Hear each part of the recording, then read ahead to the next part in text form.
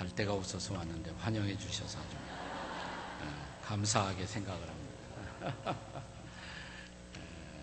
본래 송 목사님하고는 청년 시절부터 아주 형제처럼 이렇게 잘 지냈습니다. 제가 얼마 전에 이렇게 앨범을 뒤지다 보니까 아주 옛날에 송 목사님하고 수양에 가서 같이 섬기던 사진이 하나 나왔어요. 옛날 갑자기 추억에 잠기면서 그 사진 갖다 주려고 사실 왔어요. 사진 전달했죠. 사진 전달했죠. 이 다음에 보시면 아마 재밌을 것입니다, 여러분. 그냥 똑같은 설교하면 되는 줄 알았는데 또 1부, 2부 다른 설교를 하래요. 제가 1부에 축제 인생이라는 제목으로 설교를 했는데 2부 시간에는 모험 인생. 아마 당신은 설교하면 1부, 2부 똑같은 설교할 거예요. 딴 설교하라고. 주문이 아주 까다롭습니다. 6월의 마지막 주일입니다. 이제 곧 7월이죠.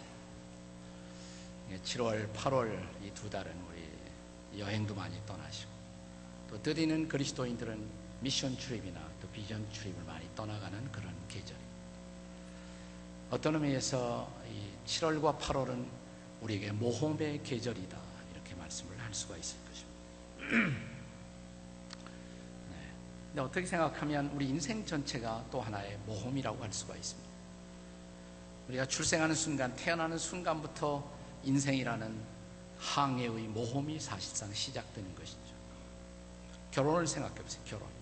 내가 전혀 모르는 한 남자 한 여자가 같은 배를 타고 인생이라는 모험을 함께 시작합니다. 대단한 모험이죠. 대단한. 우리가 남편이나 아내를 잘 알았으면 아마 이 모험이 시작되지 않았을 것입니다. 잘 몰랐기 때문에 어쩌다 시작된 모험. 대단한 모험이에요. 대단하다는 것은 대가리가 단단하다는 뜻입니다.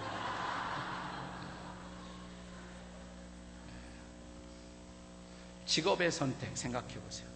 직업은 삶의 의미를 결정하는 일종의 모험이라고 할 수가 있습니다. 평생을 어떻게 의미 있게 사느냐 못 사느냐, 직업이 결정하는 것이죠. 신앙의 선택 생각해 보세요. 믿음의 선택이라는 것은 비단 이 땅에서의 삶뿐만 아니라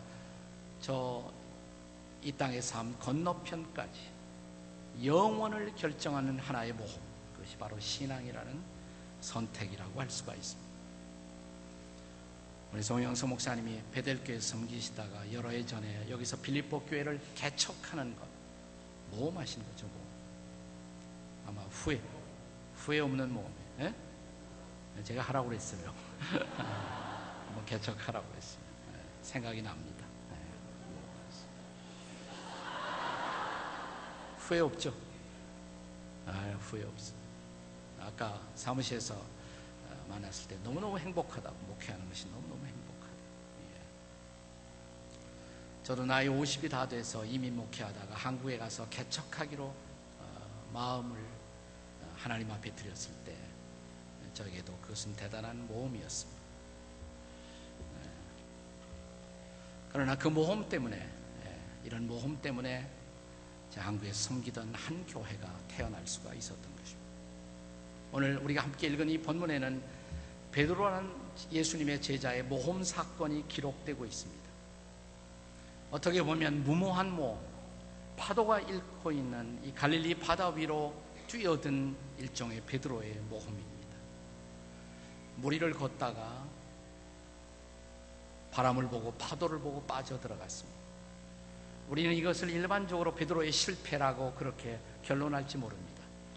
근데 오래전에 미국에 잘 알려진 설교가 존 올트버크라는 사람은 이것은 베드로가 이 배 바깥으로 나왔기 때문에 잠시지만 그러나 물 위를 걸어가는 위대한 모험이 가능할 수 있었다라고 말합니다.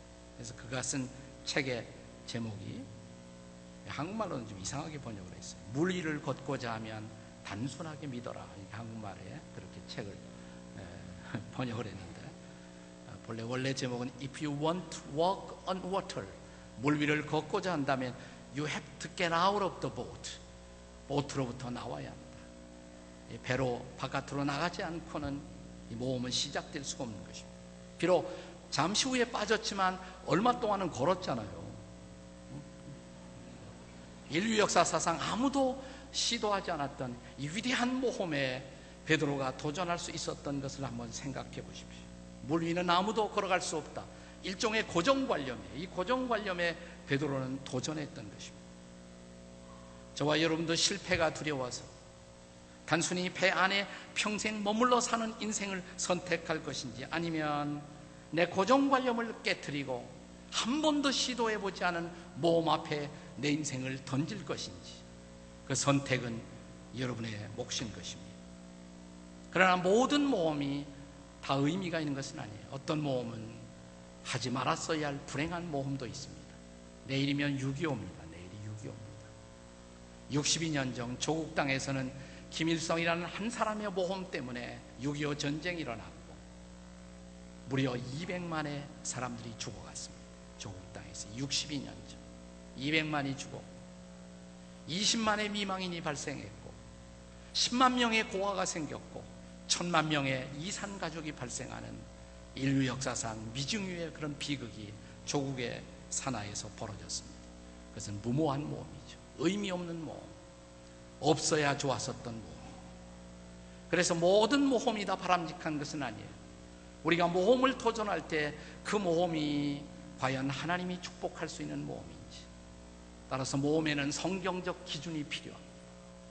그리고 성경적인 모험이라야 저는 하나님이 축복할 수 있다고 믿습니다. 그렇다면 모험의 기준과 모험의 축복은 도대체 무엇일까요? 첫째로 모험의 기준을 생각해 봅니다. 하나님이 허용하시는 성경적 모험의 기준은 뭘까요? 두 가지 기준을 생각하고자 합니다. 두 가지 기준, 두 가지 축복입니다. 모험의 첫 번째 기준, 그것은 순종의 모험이어야 한다는 사실입니다. 순종의 모험. 오늘 본문을 우리가 좀 더 세밀하게 들여다본다면 베드로가 단순히 물 위를 걸어가는 영웅이 되고 싶어서 그 영웅 심리에서 이 모험을 출발하지 않았다는 사실입니다. 주님이 이 모험을 기뻐하시고 주께서 이 모험을 명령하신다면 제가 한번 순종해 보겠습니다. 여기서부터 베드로의 모험이 시작되고 있다는 것을 간과하지 마십시오.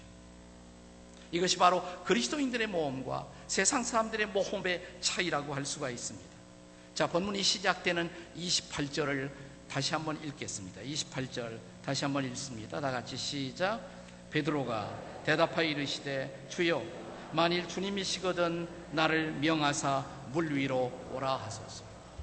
주님이 정말 주님이시라면, 내가 믿고자 하는 메시아라면, 그리고 당신이 하나님이라면 저를 한번 명하십시오. 그래서 물 위로 오게 하소서. 주님이 명령하신다면 그렇게 해보겠습니다. 주님이 정말 내가 믿는 메시아, 그런 분이라면, 그리고 이 물 위도 걷게 할 수 있는 능력이 있고 또 여기에 의미가 있다면, 주께서 명하신다면 한번 해보겠습니다. 이 베드로의 모험에는 주님의 명령, 그 명령에 대한 순종이 전제되고 있었다는 사실을 우리는 잊어버리지 말아야 합니다. 단순히 베드로가 모험 심리가 충만한 사람이어서 번지 점프를 즐기고 행글라이드를 즐기는 그런 모험적인 사나이여서 이 모험에 도전한 것은 결코 아니라는 것입니다. 주께서 명하신다면, 주님의 뜻이라면, 주님이 기뻐하신다면 한번 해보겠습니다. 사랑하는 여러분, 지금도 전 세계를 향해서 복음을 들고 떠나가고 있는 수많은 선교사들을 생각해 보십시오. 과거에도 떠났고 지금도 수많은 선교사들이 떠나고 있습니다. 낯선 문화, 낯선 언어, 내게 익숙하지 않은 그런 문화를 향해서 새로운 언어를 배워가면서 그들이 도전하고 있는 그들의 모험을 생각해 보십시오. 무엇 때문입니까? 대부분의 선교사님들은 한마디로 대답할 것입니다. 소명 때문이죠. 주님이 부르셨기 때문입니다. 주께서 부르시고 주께서 명령하셨기 때문입니다. 그래서 저는 가야 합니다. 이것이 선교사님들의 공통된 간증이 아니던가요? 맞습니다. 그런 의미에서 그리스도인들의 모험은 어떤 의미에서 순종의 모험일 수가 있다는 사실입니다. 지금은 고인이 되셨습니다만 스위스의 작가로, 의사로, 상담가로 우리 시대에 쓰임을 받았던 분 가운데 폴 투르니에라는 분이 계십니다. 그분이 쓴 책 가운데 모험으로 사는 인생이라는 책이 있어요. 모험으로 사는 인생. 꼭 한번 읽어보세요. 아주 좋은 책. 이 책에서 폴 투르니에는 성경의 하나님, 그 하나님은 어떤 하나님일까? 모험의 하나님이다 그랬어요. 성경의 하나님이 모험의 하나님. 그 하나님이 인생을 창조하시면서 사람들에게 자유로운 의지를 주신 것, free will을 주신 것, 그 자체가 모험이다.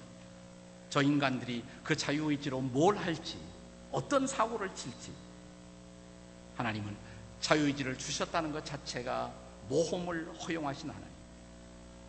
그러나 인생들이 그 자유로운 의지로 하나님이 기뻐하시는 모험을 떠난다면, 그리고 의미 있는 모험을 떠난다면 박수를 치고 응원하시는 하나님, 그 하나님이 바로 성경의 하나님이시다, 이렇게 말하고 있습니다. 그러므로 사랑하는 여러분, 여러분과 저의 인생이라는 선택의 모험이 후회가 없는 모험이 되기 위해서는 이 모험을 떠나기 전에 반드시 먼저 물어야 할 질문이 있습니다. 이 모험에 주님의 부르심이 있는가라는 사실, 주님의 명령이 있었는가라는 사실. 자, 본문의 29절에 이 사실을 확인하고 있는 베드로의 모습을 다시 한번 본문 말씀을 통해서 확인해 보십시오. 29절입니다. 같이 읽습니다. 29절 같이 읽어요. 시작. 오라 하시니 베드로가 배에서 내려 물 위로 걸어가서 예수께로 가되. 그냥 뛰어든 거 아니에요. 자, 주님이 뭐라고 말씀하셨어요? 오라, come, 오라. 주님의 허락을 받고 비로소 뛰어든 것입니다. 그냥 뛰어든 것이 아니에요. 주님의 말씀을 들었고, 주님의 음성을 들었고, 허락을 받았고, 오라라는 명령에 순종해서 베드로는 비로소 발걸음을 옮겨간 것입니다. 그런 의미에서 베드로의 모험은 철저한 순종의 모험이었습니다. 여러분과 저의 모험도 그런 의미에서 순종의 모험이 되어야 합니다. 저는 그리스도인들의 평생이 순종의 모험일 수 있어야 한다고 믿습니다. 순종으로 모험하신다면 하나님이 축복하실 것입니다. 하나님이 함께 갈 것입니다. 기적이 펼쳐질 것입니다. 순종한다면 말입니다. 그러나 그리스도인의 삶이 순종이 아니라면 어떻게 될까요? 순종하지 않은 그리스도인들은 잡종입니다. 옆에 있는 사람들에게 순종하지 않으시면 잡종입니다. 한번 해보세요. 순종해야 진정한 그리스도인으로, 진정한 하나님의 사람으로 우리 한평생을 살아갈 수가 있습니다. 그러므로 우리의 모험은 순종의 모험일 수가 있어요. 자, 이 모험의 두 번째 기준이 있습니다. 첫째 모험 뭐라고 그랬어요? 순종의 모험이어야 한다. 두 번째, 이 모험의 기준은 믿음의 모험일 수가 있어야 한다는 것입니다. 믿음의 모험. 다시 말하면 그리스도인들의 모험은 철저하게 주님을 신뢰하는 믿음에서 시작될 수 있어야 한다는 것입니다. 여러분, 히브리서 11장을 기억하세요? 히브리서 11장의 별명이 뭐죠? 믿음의 장이죠. 믿음의 장이에요. 네, 거기 믿음의 사람들의 일생이 거기에 소개되고 있습니다. 자, 히브리서 11장을 가득 채우고 있는 믿음의 조상들, 믿음의 영들의 생애를 한번 생각해 보십시오. 그들은 믿음의 사람이었을 뿐만 아니라 또 한 가지 별명을 붙일 수가 있다면 그들은 모험의 사람들이었어요. 모험의 사람. 노아 생각해 보세요. 노아. 비가 올 아무런 징조도 없는데 단순히 하나님의 명령 하나 붙들고 거대한 배를 온 식구들과 더불어 매달려 지어야만 했었던 모험 생각해 보십시오. 아브라함, 전혀 가본지도 없고 정보도 없고 인포메이션도 없었던 그런 미지의 땅을 향해서 가라는 주님의 말씀을 듣고 가야만 했었던 아브라함의 발걸음, 모험의 행진이 아닌가요? 모세, 훈련되지 않은 자기의 백성들, 아마 그 백성 전체를 다 합했으면 어린아이까지 200만에 가까웠을 것입니다. 이 수많은 백성들을 데리고 훈련되지 않은 그 백성들과 함께 광야를 통해서 가나안으로 가야만 했었던 행진, 모험의 행진이 아닙니다. 그런데 히브리서 11장을 읽어보십시오. 성경은 어떤 말씀을 계속 기록하고 있습니까? 믿음으로 노아는, 믿음으로 아브라함은, 믿음으로 이삭은, 믿음으로 모세는, 믿음으로 by faith, 믿음으로 무엇을 믿었다는 말입니까? 그들은 하나님을 믿었습니다. 그리고 하나님의 말씀을 믿었습니다. 하나님이 가라고 말씀하시는 그 말씀을 붙들었습니다. 하나님이 하라고 말씀하시는 그 말씀을 붙들었습니다. 하나님과 하나님의 말씀을 믿고 그 믿음으로 그들은 이 위대한 모험에 도전할 수가 있었던 것입니다. 다시 베드로의 사건으로 돌아보세요. 사실 베드로는 절반은 성공했고 절반은 실패한 모험이라고 할 수가 있습니다. 그러나 믿었기 때문에, 믿음으로 갔기 때문에 조금이라도 그는 기적을 경험할 수가 있지 않았습니다. 저는 이 절반의 성공도 의미가 있었다고 생각합니다. 절반의 성공.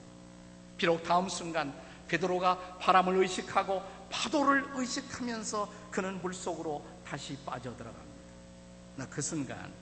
그 순간의 정경을 본문은 이렇게 묘사합니다. 자, 30절을 같이 한번 읽겠습니다. 30절 다 같이 읽습니다. 시작. 소리질러 이르되 주여 나를 구원하소서 하니. 저는 바로 그 순간, 물속에 빠져드는 그 순간만은 베드로가 주님을 향한 믿음을 일시적으로 잃어버린 순간이라고 생각합니다. 그리스도인들도 일시적으로 믿음을 잃어버릴 수가 있을까요? 저는 그럴 수 있다고 생각합니다. 그렇다고 베드로가 믿음의 사람이 아니라고 말해서는 안 됩니다. 자, 물속에 빠져 겁에 질려있는 이 베드로에게 손을 내미시며 그를 건져내시면서 주께서 하신 말씀을 다시 들어보십시오. 여기 31절입니다. 뭐라고 말씀하세요? 베드로를 구중하시면서 믿음이 뭐라고 그랬어요? 예수께서 즉시 손을 내밀어 그를 붙잡으시며 이르시되 믿음이 뭐라고 그랬어요? 없는 자여 그랬습니까? 네, 그러진 않았어요. 믿음이 없다고는 그러지 않았어요. 믿음이 작은 자요. 그의 믿음은 이 물 위를 계속해서 걸어갈 만큼은 충분히 크지 못했을 따름입니다. 믿음이 없었던 것은 아니에요. 믿음이 적었다고 말합니다. 믿음이 작은 자여 이렇게 말합니다. 여러분, 신앙인들도 한순간에 전혀 신앙인답지 않게 행동할 수가 있을까요? 없을까요? 여러분 자신 생각하시면 돼요. 여러분 자신. 네. 우리 신앙의 선배들은 그런 케이스를 가리켜서 신앙인의 불신앙 이렇게 말합니다. 신앙인의 불신앙. 믿음의 사람이 전혀 믿음의 사람답지 않게 행동하고 믿음의 사람이 믿음의 사람답지 않게 선택하는 순간들이 있을 수가 있다는 것입니다. 그렇다고 주님은 저와 여러분을 믿음이 없는 사람이라고 간주하지는 않는다는 것입니다. 아직 믿음이 적어서 그래요. 우리의 믿음이 좀 더 성숙할 수 있다면, 믿음이 충분히 클 수가 있다면, 하나님의 뜻이라면 우리는 무리를 걷게 될 것입니다. 중요한 것은 믿음이에요. 그래서 계속해서 신뢰하는 일입니다. 그리고 충분히 신뢰하는 일입니다. 사랑하신 여러분, 저와 여러분들의 모험이 의미 있는 모험이 되고 그리고 하나님이 기뻐하시는 결과를 얻어낼 수 있는 그런 모험이 되기 위해서는 그래서 이 두 가지 기준을 늘 생각해야 합니다. 두 가지 기준이 뭘까요? 이것이 하나님의 명령에 대한 순종입니까? 또 하나는 뭐예요? 하나님에 대한 믿음에서 시작되고 있는, 신뢰에서 시작되고 있는 이 모험으로 여러분의 인생 속에 진정한 삶의 보람과 생존의 의미를 거두기 위해서 나는 여러분의 평생이 순종의 모험 그리고 믿음의 모험이 되시기를 주의 이름으로 축복합니다. 자, 그렇다면 이렇게 순종했고 이렇게 믿음으로 시작한 이런 인생의 모험들이 우리에게 무엇을 약속할 수가 있을까요? 이제 모험의 기준을 생각했는데 모험의 축복을 생각해 보겠습니다. 베드로의 케이스를 통해서 우리가 확인할 수 있는 모험의 블레싱, 축복 뭘까요? 두 가지 축복만 생각해 봅니다. 그 첫째는 하나님의 능력의 경험입니다. 하나님의 능력의 경험. 자, 결과적으로 제자 베드로는 배 바깥으로 나오는 모험을 통해서 잠깐이긴 했지만, 일시적이긴 했지만 인류 역사사상 처음으로 문서상으로 고증된 무리를 걸어갔던 사람이 되었습니다. 뿐만이 아닙니다. 잠시 후 이 사건을 통해서 주님은 어떤 분인가를 베드로는 구체적으로 경험할 수가 있었습니다. 그는 바람을 향해서 명령하셨습니다. 파도를 향해서 명령하셨습니다. 바람아 잠잠할지어다. 파도여 잠잠할지어다. 바람이 잠잠해집니다. 파도가 잠잠해집니다. 여기 이 바람과 파도 한복판 속에서 일하시는 하나님의 거대한 능력을 예수 안에서 발견했던 베드로, 그는 마침내 본문의 마지막 절에서 예수님을 향해서 어떤 반응을 보이고 있습니까? 33절이에요. 우리 다 같이 읽어요. 33절 다 같이 시작. 배에 있는 사람들이 예수께 절하며 이르되 진실로 하나님의 아들이로소이다. 여기 33절에 절했다, 베드로가 절했다는 것을 그냥 어른들에게 예의를 위해서 절했다, 그런 표현으로 보시면 안 돼요. 정확하게 말하면 의미상으로 의역을 한다면 여기서 절했다는 말은 경배했다는 말입니다. 월십했다는 말입니다. 유대인들은 아무에게나 절하지 않습니다. 하나님께만 경배합니다. 하나님께만 경배합니다. 바람을 잠잠하게 하고 파도를 잠잠하게 하고 파도를 다스리고 물길을 다스리는, 그리고 바람을 다스리는 그분을 통해서 그분이 거룩한 신성을 가진 분이라는 것을 베드로는 알아차렸습니다. 그분이 하나님이시로 그 하나님의 능력을 경험하면서 비로소 그 하나님 앞에 엎드리는 베드로의 모습을 보십시오. 베드로와 다른 사람들이 함께 그분 앞에, 하나님 되시는 예수님 앞에 경배한 것입니다. 이 짤막한 사건을 통해서 하나님의 능력을 베드로는 구체적으로 체험할 수가 있었던 것입니다. 여러분, 신앙생활을 통해서 하나님의 능력을 체험하며 사십니까? 어떤 사람들은 어떤 하나님의 능력도 체험하지 못한 채 정말 무력한 인생을 날마다 생존만 유지하는 사람들이 있어요. 나 오늘도 내게 일하실 하나님의 능력을 기대하며 설레이는 모험으로 하루하루를 살아가는 사람들이 또한 있다는 사실입니다. 우리가 이따금씩 선교사님들 간증 들어보면 거기 기적적인 이야기가 참 많죠. 선교사님들 이야기를 들어보면 그런 선교사님들의 간증을 문득 듣다가 이런 생각해 보셨어요? 내 인생 속에는 왜 저런 선교사님 인생 같은 기적이 일어나지 않을까? 저 선교사님이 하나님과 내 하나님과 똑같은 하나님인데 왜 내 생애 속에는 그런 기적이 경험되지 않는 것일까? 답은 단순합니다. 그들은 선교지에 가라는 그 명령 앞에 더 많이 순종했기 때문에 그렇습니다. 순종하면 기적은 일어납니다. 오늘 내 인생 속에도 일어날 수가 있습니다. 순종하고 모험을 선택한다면 이 모험에 따르는 축복이 비로소 우리의 몫이 될 수가 있다는 사실입니다.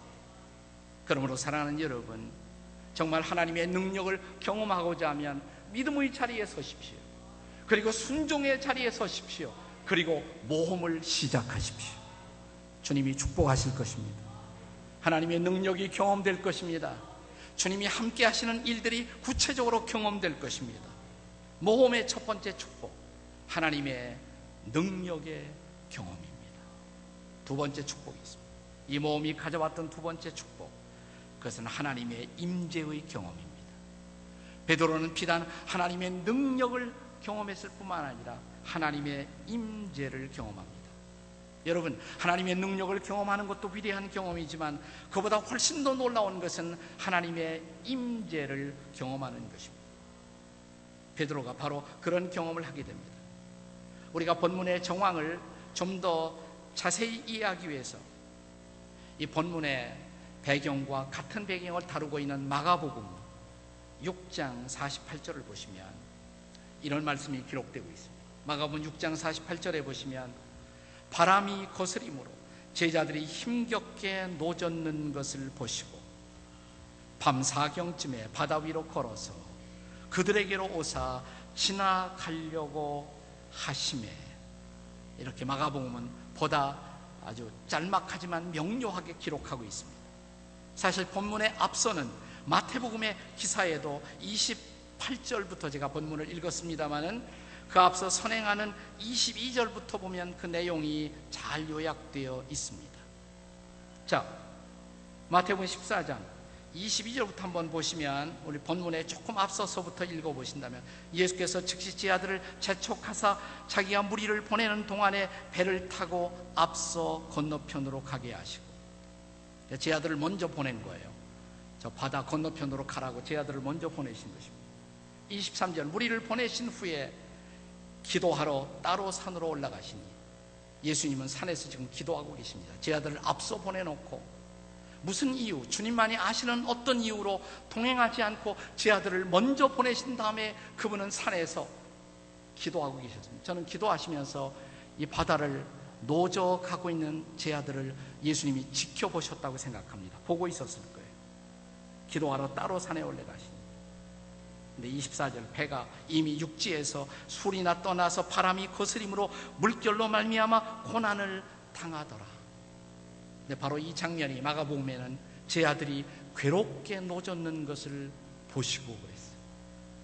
따라서 하세요. 괴롭게 노젓는 것을 보시고. 예수님이 산 건너편에서 보시고 있었던 거예요. 제 아들이 파도와 바람과 싸우면서 힘겹게 노젓는 광경을 주님이 보셨다는 것입니다. 우리가 이 당시 인생의 삶의 여행 속에서 삶이 너무 힘겹고 어렵게 느껴질 때 이런 마음을 가질 때가 있잖아요. 누가 날 알아? 아무도 내 사정을 알지 못해. 근데 이 말씀에 의하면 주님이 보시고 있다는 거예요. 내가 인생에서 힘겹게 노젓는 그 모습을 그분은 보시고 있다는 것입니다. 그리고 보시고만 가만히 있는 게 아니에요. 벌떡 일어나십니다. 벌떡 일어나요. 그리고 그분이 바다 위로 내려오신 것입니다. 그리고 마가복음에는 지나가려고 하시며 그랬어요. 지나가려고 하십니다. passing by. 네, 히라보의 이 단어는 파레 코르마이라는 단어로 되어 있습니다. 한 성경학자는 이 단어는 그냥 지나간다는 뜻이 아니라 메시지를 전달하기 위해서, 뭔가 도움을 주기 위해서 의도적으로 곁으로 지나가는 모습, 그냥 지나가는 것이 아니에요. 예수님은 기도하다가 제 아들이 이 파도 속에 고생하고 있는 모습을 보셨습니다. 뛰어내려오셨습니다. 그냥 지나가시겠습니까? 날 좀 보라는 거예요. 그리고 뭔가 그들에게 도움을 주기 위해서 그분이 지나가고 있었던 것입니다. 때는 밤 삼경이었다고 말합니다. 밤 삼경. 이스라엘에서 밤 삼경이면 새벽 3시부터거든요. 새벽 3시부터 날이 밝을 때까지. 새벽 3시면 가장 어두울 때, 칠흑 같은 어둠이 덮여 있습니다. 파도가 일어나고 바람이 일어나고 있습니다. 얼마나 제 아들이 공포에 잠길 수 있는 시간이었어요. 근데 가만히 보니까 누군가가 오세요. 누군가 오세요. 그분이 바로 주님이었습니다. 제자 베드로가 다행히 그것을 제일 먼저 알아차린 것입니다. 사람들은 유령이라고 생각을 했습니다. 유령이라고. 그리고 더 놀랐습니다. 이 파도와 바람과 싸우는 것도 힘겨운데 이 바다와 바람 속에 다가오고 있는 어떤 이상한 정체, 얼마나 더 놀라울 수밖에 없는 광경이에요. 그런데 오늘 본문 들어가기 직전 27절에 보시면 예수께서 즉시 이르시되 그들을 향해서 이렇게 선포하십니다. 뭐라고 그랬어요? 안심하라, 내니 두려워 말라. 안심해. 그 다음에 뭐라고 그랬어요? 내니, 나야. 나 몰라, 나야. 영어 성경에는 그냥 I am 이렇게 기록되어 있습니다. I am. 네, 히라보 성경에는 에고 에임이라는 독특한 단어가 쓰여집니다. 이 단어는 그냥 나야 이런 뜻이 아니에요. 그것은 하나님의 현존을 나타내는 특별한 단어입니다. 구약의 출애굽기에 보면 하나님이 모세를 이스라엘 백성들의 해방자로 보내겠다고 그러니까 당신이 누군데 나를 보내십니까? 자기에게 말씀하시는 분을 향해서 묻습니다. 누구길래 나를 보낸다고 하십니까? 이때 하나님이 모세에게 자신을 계시하시면서 이렇게 말씀하시죠. 나는 스스로 있어서 있는 자야. I am that I am. 나는 스스로 있어서 있는 자야. 이건 하나님을 나타내는 독특한 표현이에요. 근데 똑같은 단어가 쓰여지는 거예요. 여기 I am, 나야. 바꿀까요? 나 하나님이야. 이 말이에요. 나 하나님이야. 이 바람 속에, 파도 속에, 이 물결 속에 절망하고 그리고 공포 속에 사로잡힌 제 아들의 곁에 다가오시면서 주께서 하시는 말씀, 나야. 나 하나님이야. 나 하나님이야. 자, 그리고 31절에 어떻게 했다고요? 예수께서 즉시 손을 내밀어 그를 붙잡으십니다. 그리고 그는 지체하지 않고 자기의 손을 내미십니다. 그리고 베드로를 건져내십니다. 물결에서 건져 올리십니다. 공포와 절망 속에 빠져 들어가다가 손을 내리시는 그분, 나야 나라고 말씀하시며 손을 내리시는 그분의 손을 붙잡는 순간, 단순한 예수님의 손이 아니에요. 하나님의 손, 하나님의 손. 그 손을 붙잡으시면서 베드로는 뭘 느꼈을까요? 그 든든한 손, 그 따뜻한 손, 그 전능하신 그 손, 모든 것을 아시는, 모든 것을 할 수 있는 그 손, 그 따뜻하고 능력 있는 그 손을, 자기의 손을 잡아 건져 올리시는 그 손을 베드로는 아마도 평생 잊지 못했을 것입니다. 사랑하는 여러분, 주께서는 제 아들에게 사명을 주고 세상으로 흩어 보내시면서 무슨 약속을 하십니까? 볼지어다 내가 세상 끝날까지 너와 항상 함께 있으리라. 때로 주님의 임재가 느껴지지 않을 때가 있어요. 나 혼자 고통하는 것처럼, 주님 내가 지금 이렇게 고통스러운데, 내가 이렇게 아파하는데 주님 어디 계세요? 주님 어디 계세요? 그러나 잘 들어보세요. 잘 바라보세요. 어디선가 이런 음성이 들려오지 않습니까? 안심해, 나 여기 있어. 나야 네 하나님, 나야 네 하나님, 네 하나님. 1990년대 시카고에 재즈 피아니스트 한 사람이 있었습니다. 아주 재즈 피아노를 잘 연주하던 사람이에요. 작곡도 하고. 그가 회심하고 예수님을 만난 후에 그는 자기의 탤런트를 통해 하나님 앞에 헌신해서 필그림 배프티스트 처치라는 교회의 화이어 디렉터가 되었습니다. 이 사람의 이름은 타미 돌시라는 사람이었습니다. 타미 돌시. 한참 교회에서 열심히 주님을 섬기고 있는데 이 사람의 아름다운 사역이 알려지면서 여기저기서 집회 초청이 왔습니다. 그때 마침 이분은 자기 아내가 임신 9개월을 지내서 출산을 앞둔 그런 시점이었어요. 그런데 세인트루이스에 집회가 잡혀져 있었다고 합니다.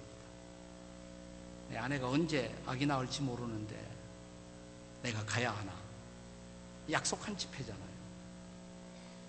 그러니까 하나님께 맡기고 그가 집회로 떠났습니다. 세인트루이스로 떠났습니다. 하나님께 맡깁니다로 떠났어요. 기도하고 떠났습니다. 가서 찬양 집회를, 사역을 한참 인도하는데 쪽지 하나가, 메모지가 전해졌다고 합니다. 부인이 출산하다가 위독하다는 그런 전보였습니다. 텔레그램이었습니다. 집회를 부지런히 마무리하고 다시 시카고의 집으로 돌아왔습니다. 부인은 아기를 낳다가 아기도 죽고 부인도 죽었어요. 아이도 죽고 부인도 죽었어요. 이 사람이 무슨 생각을 했겠습니까? 내가 기도하고 떠나는데, 다른 일도 아니고 하나님 일하러 갔는데, 찬양사역 인도하고 있었는데, 왜요 하나님? Why? 왜요? 그는 이 물음 앞에서 도대체 도피할 수가 없었습니다. 갑자기 그는 모든 것이 의미를 잃어버렸습니다. 과연 하나님이 살아계신가? 살아계시다면 왜요? Why? 어째서 하나님 이런 일을 허용하시나요? 그는 마침내 사역을 중단하고 교회 출석까지 그는 중단했습니다. 그리고 마침내 그는 정신과 치료까지 받게 됐어요. 정신과 치료까지. 네. 그리고 모든 것은 끝났다고 생각했어요. 그런데 이 사람을 포기할 수 없었던 이 사람의 친구 한 사람이 있었어요. 그리스도인 친구가. 초등학교, 국민학교 교사였는데 어느 날 그를 찾아옵니다. 나와 같이 기도하자. 자기가 가르치고 있는 자기 그 학교로 이제 학생들이 다 집으로 간 저녁 시간에 자기 친구를 데리고 자기 학교로 왔어요. 그리고 교실 한 모서리에서 친구의 손을 잡고 기도해 줍니다. 열심히 기도합니다. 기도를 마무리하면서 이렇게 말합니다. 친구야, 나는 믿어 주님이 내 손을 잡고 있다고. 우리 주님이 아직도 내 손을 잡고 있다. 그때 이 교실 바깥을 보니까 눈이 펄펄 내리면서 눈이 쌓이고 있었는데 쌓여진 눈 위로 글자가 이렇게 나타나더래요. 갑자기 글자가 나타나는 것처럼 보인 거예요. 이 사람이. 뭐라고 쓰였냐면 Take my hand, precious Lord. 존귀하신 주님, 제 손 잡아주소서. 그는 갑자기 벌떡 일어나더니 교실 옆에 있는 피아노에 가서 앉았습니다. 피아노 건반을 두드리기 시작합니다. 멜로디가 솟아올라요. 우리가 잘 아는 유명한 가스펠송 하나가 태어납니다. 주님이여, 이 손을 꼭 잡고 가소서. 약하고 피곤한 이 몸을 폭풍 후 흑암 속 해치사 빛으로 손잡고 날 인도하소서. 인생이 힘들고 고난이 겹칠 때 주님이여 날 도와주소서. 외치는 이 소리 귀 기울이시사 손잡고 날 인도하소서. 그는 그 자리에서 벌떡 일어납니다. 그리고 그 다음 주일 교회로 돌아갔습니다. 그의 눈부신 새로운 사역이 시작됩니다. 놀라운 사역이 시작됩니다. 그 주님이 여러분의 손을 잡고 계시다는 것을 잊지 마십시오. 그분의 손길을 느낀다면 여러분도 일어날 수가 있습니다. 찬양할 수가 있습니다. 다시 모험을 떠날 수가 있습니다. 그렇습니다. 다시 위대한 모험 앞에 도전하십시오. 주님이 함께 하십니다. 기도하시겠습니다. 아직도 우리의 인생의 바다에는 바람이 일고 파도가 일어나고 있지만 이제는 두려워하지 않습니다. 이제는 겁나지 않습니다. 주님이 함께 하심을 믿습니다. 주와 함께 다시 일어나겠습니다. 다시 물 위를 걷겠습니다. 우리와 함께 해 주시옵소서. 이제는 우리 주 예수 그리스도의 그 은혜와 독생자를 허락하신 하나님 아버지의 사랑과 성령의 능력이 오늘도 주를 경배하고 다시 이민 생활의 바다로 나아가는 당신의 백성들의 걸음마다 저들의 가정 일터 가운데 성령의 평화와 능력이 함께 하시기를 간절히 축원하옵나이다.